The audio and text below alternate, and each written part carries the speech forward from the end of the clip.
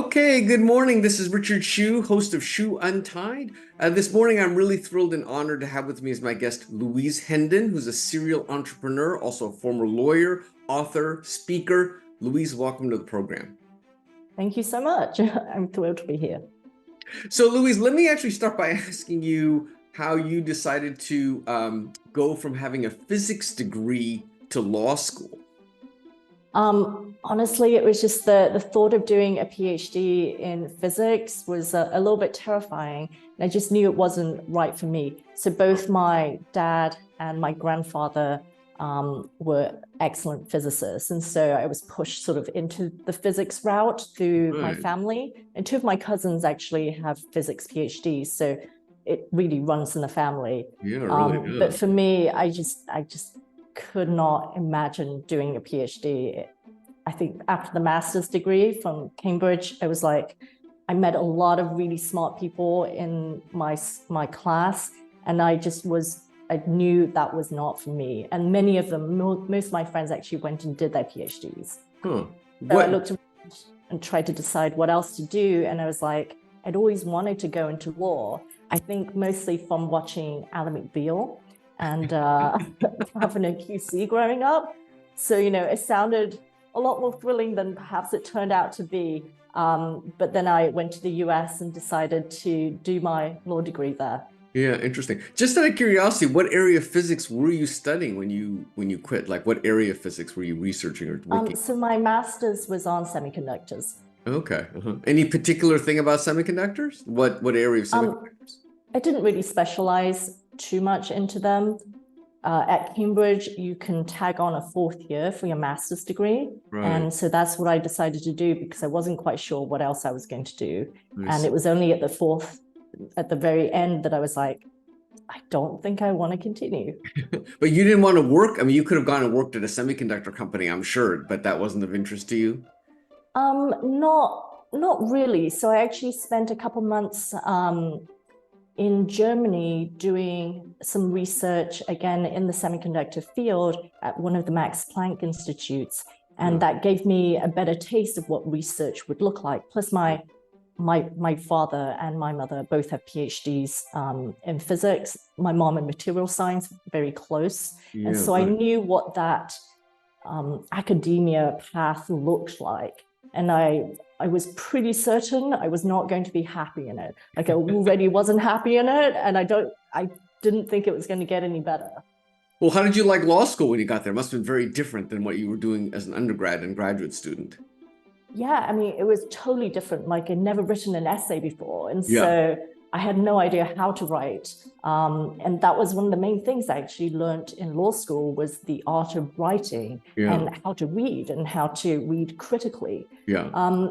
It was very different, but I actually found it remarkably easy because coming from Cambridge physics, you can imagine it was a very rigorous, very difficult subject with some of the brightest minds from the UK and from various parts of the world all attending. And going into law was, I mean, it sounds stupid to say it was easy, but your exams, like you could take in your textbook and you could take in notes. Whereas like obviously we had to memorize everything for the physics exams. And then for law school, I also took a lot of extracurricular subjects. Like I learned creative writing. I took Chinese for native speakers. I took Korean just for fun. It was actually so much more exciting to be able to take random subjects. And yeah, I found it exhilarating, and it was not as hard of a curriculum as physics. Yeah. And you got to live in New York City too. Yeah, and I got to live in New York City, which was, from a child, it was like a childhood dream come true. Growing up in the UK, you're like, going to New York and living there seems like the best thing you could do in life. Yeah, totally. Well, did you know when you started law school, did you have an idea of what you wanted to do? Were you going to practice law? What kind of law were you going to practice? What was your thinking at the time? Yeah, so because I came from a hard science background, going into IP law seemed the obvious choice. And Right. so for my first year summer, I summered at Foley and Lardner Okay. in DC, Uh-huh. and they had a very strong IP department. Uh-huh. And then it was only in my second year that I kind of shifted directions. Like IP was great, it just wasn't, it didn't feel fulfilling after I tested it out for the my first year summer. And Uh-huh. so for my second year summer, I went to Debevoise Uh-huh. and I wanted to try both corporate law and then real estate. And they had a really, really strong trust and estates department. And Uh-huh. so after trying the trust and estates department, that's where I decided I wanted to end up. And it was just Interesting. such an amazing group. Yeah, it was something I totally did not think about or, even realize was Huh. possibility, especially at a large law firm. Yeah. But the group was amazing. It was led by Jonathan Raccoon, who was one of the leaders in that space. Huh. And everybody was super amazing, super smart, and one of the best departments to work for. What did you like about Trust and Estate so much? I mean, it's not super popular choice for many people. Yeah. It was like problem solving. Huh. So a wealthy person would come to you and be like, I have had this many kids, might have some ex-wives. I have these amounts of assets, some of them in, cash, some of them as businesses, some of them in trusts already, some of them as artwork. And now I want to pass down the generations my legacy, what Yeah. I've built during my lifetime or what I've inherited. Yeah. And how do you do that when, you want certain, it's almost like they want certain things tied up. Like I want this kid to get this amount. I want my ex-wife to get this amount. I want my current family to get this amount. But I also want to control certain things about Yeah. how Yeah. they receive the money. Huh. And so there's also, of course, tax implications in it. And so it's Right. like a huge problem that it's like a logic problem almost. And then you're asked to solve it in the most efficient way possible. Huh. And for me, that was intriguing. And getting to do that and then being able to write the will, the trust, craft the language to be able to convey that. Yeah. It was fascinating. Interesting, interesting. So you found a career in law that you love, but at some point you transitioned to become an entrepreneur. Now, how did that happen? I enjoyed that problem solving in law, but it was only a small component of my daily work in the end. Yeah, yeah. And as most lawyers know, there's a little bit of a grind. It gets a little bit dull. And that was just when I realized that this wasn't something I could personally do for the rest of my life. Like I looked at the partners at my firm at Debevoise, and they loved what they did every Right. single day. And that wasn't me. It was sort of like the same reaction I had when I was in physics. I saw my parents and how much they loved their work. My dad absolutely loved physics so much, and Right. it was just not me. And so I started searching for other things. And luckily, my husband was also in the same boat. He was a real estate attorney, Huh. and he also wanted to, get out of the field because it wasn't for him. And so we looked into starting our own business, and especially in terms of the online space, because that became really popular. Don't know if you remember, like the 4-hour work week was a Yeah. popular book by Tim Ferriss that came Yeah. out during Yeah. that period. Yeah. And so we really bought into that idea for lifestyle business where we could travel, we could have an online business, we could be helping people, we could be doing something we're passionate about, but it would also sustain a different lifestyle outside of New York City. Yeah. So what company did you start? What company was that? And what was the idea? Yeah, so one of the main things people really talked about was following your passion, doing something that you would do every single day, even if you weren't paid for it. And I was like thinking about it. I was like, what do I do every single day that I, would love to share with the world? And I was like, I eat this really strange diet, which was the paleo diet. Yeah. And it was at the beginning of the paleo diet, of the rise of the paleo diet. And I was like, all my friends asked me about this. And, it was something I was really passionate about because it really changed my health for the better. I had an autoimmune condition. And it really helped both my that condition and some of the issues I was having. And I just wanted to share that with the world.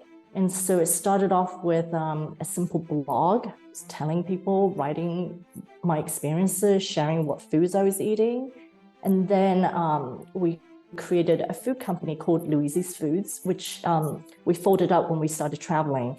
But we made a grain-free cereal that was great for diabetics, because my dad was also a diabetic. So it fit in with our entire lifestyle. And then we also made a granola that was paleo, and we were featured on Fox News. And that's when we actually hit a snag, because we completely ran out of product within like the first hour. Oh my goodness. Yeah, so that was like an interesting shift. And then we started a couple of online magazines when the iPhone App Store had the magazine app. So we were one of the first independent magazines on there with a paleo living magazine. Wow, amazing. And did you do these companies? Did you raise venture capital, or you did this completely self-funded, Completely bootstrapped. I mean, we barely poured that much money. So for the magazines, we had to buy a certain software to get started in it, to be able to publish to the App Store. And then we hired a designer, I think from Upwork, and we just got started that way. I mean, a lot of it was just doing stuff ourselves in the evenings, on weekends, and getting your feet wet with it. That's amazing. And since then, you started a couple of other companies, right? That's not the only one. Yeah, so we sold the magazines, many years back.